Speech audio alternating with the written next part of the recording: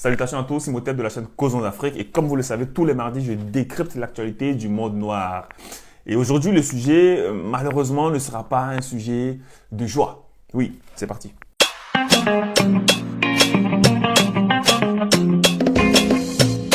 Le pouvoir central de l'Éthiopie a lancé une offensive contre ceux qu'il qualifie de rebelles dans la région de Tigré. Je rappelle que cette région-là, pour ceux qui ne connaissent pas, est frontalier avec l'Érythrée, donc au nord du pays.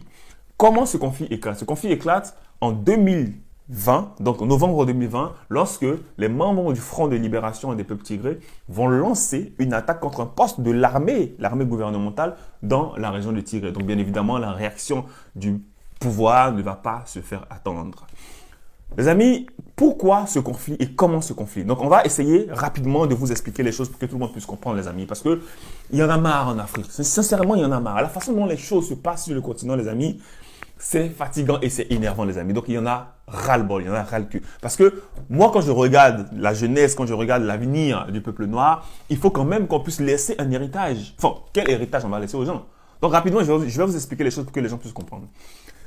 Il faut savoir que, d'abord, en 1995, d'accord, vient au pouvoir, après de longues périodes donc, de troubles en Éthiopie, un gouvernement militaire va prendre le pouvoir. D'accord? Donc, gouvernement militaire va prendre le pouvoir. Et en 1995, après la chute le renversement de ce gouvernement militaire, les membres des Tigrés, justement, vont occuper le pouvoir de 2015 à 2012, les amis.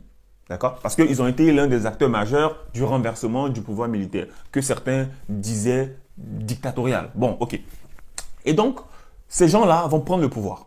D'accord? Les gens du Tigré vont prendre le pouvoir. L'ethnie Tigré vont prendre le pouvoir. D'accord? Donc, ceux-là, ils sont dans une coalition qui s'appelle le TPLF, donc Front de libération du peuple tigré. Donc, ils vont prendre le pouvoir et ils vont gérer le pouvoir pendant une longue période avec le premier ministre Meles Zenawi. D'accord? Et donc, ils vont gérer le pouvoir pendant très longtemps, donc de 2015 jusqu'à la mort de ce dernier en 2012. Donc, il va mourir au pouvoir. Enfin, mourir au pouvoir. Premier ministre, ok. Donc, en 2012. Ok, donc il meurt.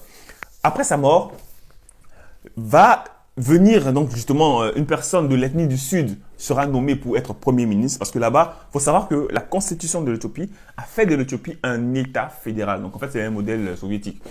Et dans cet État fédéral, le pouvoir est géré de façon, on va dire, dans un système bicamérisme. C'est-à-dire qu'il y a deux chambres au Parlement. Dans ces deux chambres-là, on va choisir une personne pour gérer le pays, pour être Premier ministre.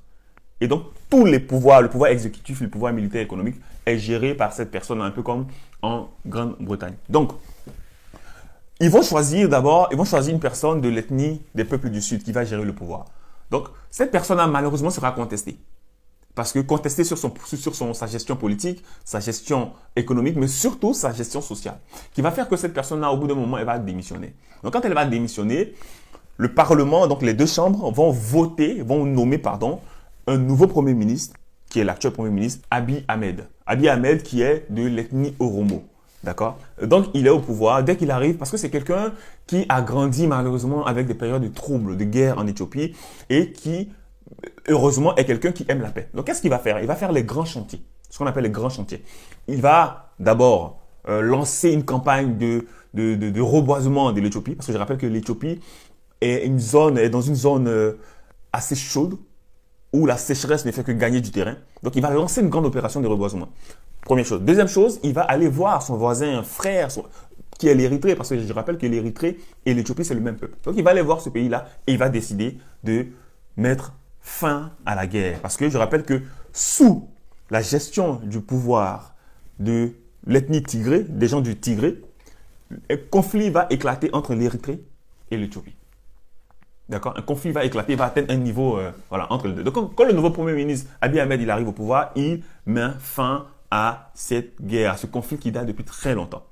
Chose que les gens du LPLF ne vont pas apprécier. Donc, le Front de libération des ethnies tigrées, ils ne vont pas apprécier. Pourquoi? Parce que, comme je le rappelle, la région de Tigré est frontalière, est collée à la région, à l'Érythrée. D'accord? Est collée à l'Érythrée. Et donc, eux, naturellement, ils ne vont pas apprécier parce que c'est des gens qui ne s'aiment pas. Ils n'aiment pas l'Érythrée. En tout cas, ils ne s'aiment pas. Il y a un conflit entre eux. Raison pour laquelle, quand les gens du Tigré étaient au pouvoir, ils ont lancé une offensive. Enfin bref, il y avait un conflit, une guerre entre les deux pays. Donc, ils ne vont pas apprécier. Et alors, le fait qu'ils n'aient pas apprécié ça, ils vont décider de se désolidariser d'un projet qui a été instauré par le nouveau Premier ministre Abiy Ahmed, un projet pour coaliser toutes les ethnies, parce que les ethnies sont gérées en régions, c'est-à-dire qu'on reconnaît que cette région-là appartient à une ethnie, cette région-là appartient à une ethnie, etc. Donc, ils sont dans une coalition politique. Et donc, lui, il va mettre en place ce projet de coalition politique, mais pour gérer le pays dans la paix. Et eux, les gens du Tigré, à la suite de l'accord de paix signé avec l'Érythrée, ils vont décider de se retirer du projet de coalition. Première chose. Deuxième chose, ils vont attendre l'élection, les élections de novembre, les élections en tout cas de 2020. Malheureusement, les élections ne vont pas se tenir parce qu'il y a le coronavirus.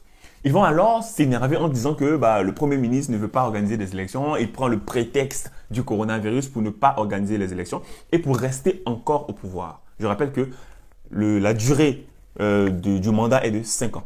Donc, ils vont affirmer que le Premier ministre veut rester encore au pouvoir. Et eux, qu'est-ce qu'ils vont faire? Ils vont organiser des élections chez eux, entre eux. Et à la suite de ces élections, ils vont affirmer que le Premier ministre Abiy Ahmed n'est plus le Premier ministre de l'Éthiopie. En tout cas, eux, ils ne le reconnaissent plus comme le Premier ministre. Ils vont rester dans leur coin. Donc, naturellement, le pouvoir ne va pas se laisser faire parce qu'on est clairement dans une action de sécession. Donc, eux, ils vont décider de couper les ponts, de lancer des actions pour interdire ce genre de pratiques parce que c'est des pratiques sécessionnistes. Donc, ils vont couper les ponts économiques. Les autres, ils ne vont pas apprécier et ils vont attaquer en novembre 2020 un poste militaire de l'armée régulière. Chose que, naturellement, le pouvoir ne va pas apprécier et va lancer derrière une répression. Ce qui fait que le conflit dure depuis 2020, donc novembre 2020 jusqu'à aujourd'hui. Et ça fait des morts, de nombreux morts, des déplacés. Donc, la nourriture n'arrive pas à être ravitaillée, l'eau n'arrive pas à passer, il y a des enfants qui meurent de faim. Voilà, c'est compliqué. Donc moi, sincèrement, j'ai voulu faire cette vidéo-là pour attirer l'attention des Africains. C'est-à-dire qu'aujourd'hui, tu regardes, pourquoi est-ce que on se divise à cause des ethnies? C'est quoi le projet commun? Raison pour laquelle moi j'ai affirmé la dernière fois, les amis, que je refuse à partir d'aujourd'hui qu'on parle de communauté noire. En tout cas, moi je refuse de me mettre dans une communauté noire. Parce qu'on parle de communauté quand on a des valeurs en commun. On parle de communauté quand on a un but en commun, quand on a un objectif en commun, quand on a des énergies ensemble. Sauf que regardez là encore. À cause d'une histoire d'ethnie, à cause d'une histoire de caca nerveux, ah je suis pas content, tu vas t'allier avec mon ennemi, ah ceci, on divise le pays et on crée une guerre. Il y a des gens qui meurent pour des bêtises, les amis, pour des bêtises. Donc au bout d'un moment, c'est fatigant. Et quand tu parles de ça, on vient te dire que oui, Imhotep, il faut parler des causes. Quelles causes? Ça, c'est les conséquences là. Ça, c'est du concret là. Ça, c'est entre nous ça. Est-ce qu'il y a des gens derrière qui manipulent? C'est autre chose, mais c'est entre nous parce que c'est nous qui prenons les armes. C'est nous qui prenons les armes pour tirer sur nos frères. Donc au bout d'un moment, il y en a marre, les amis. Il faudrait que chaque noir sur le continent, ou même en dehors du continent, comprenne que son objectif, c'est d'avoir une vision commune avec son frère ou sa sœur. Son objectif, c'est d'avoir, en tout cas, c'est de se mettre dans un élément de valeur, dans un socle de valeur. Voilà, de faire front commun. Il y en a marre de toujours les mêmes choses, les amis. Il y en a marre. Et moi, quand je vois ça, ça me fait mal parce que l'Éthiopie, ce pays-là qui a été libéré par le roi Ménélik et sa femme Taïtoul Bitou lors de l'invasion de l'armée italienne, a libéré ce pays-là et l'a donné à ses descendants. Regardez l'état de l'Éthiopie.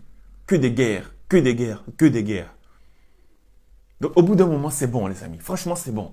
D'accord? C'est bon. Moi, je pense qu'au bout d'un moment, il faut mettre une loi pour que les Africains rejettent même ce genre de personnes-là ou ce genre d'organisations-là qui veulent détruire des pays, détruire la paix pour des futilités.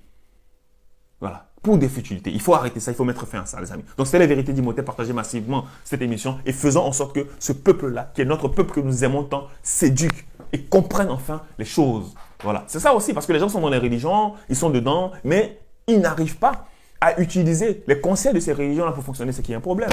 C'est qu'il y a un problème, les amis. Il faut revenir au communisme. Il y a un problème, les amis. Donc, je lance un appel au peuple noir. Je lance un appel au peuple noir. Votre parti politique doit être l'Afrique. Votre religion doit être l'Afrique. Les choses qui vous attirent doivent être les choses de l'Afrique. Nous devons avoir enfin l'Afrique comme socle commun de valeurs et éviter les conflits inutiles. Toujours le nord contre le sud, chrétien contre musulman, c'est fatigant les amis. Allez, passez une bonne journée. Ciao.